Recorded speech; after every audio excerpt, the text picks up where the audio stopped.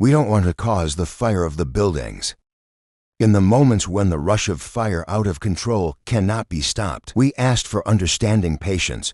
We just want to serve the problems common of the North Yankee. Thank you very much.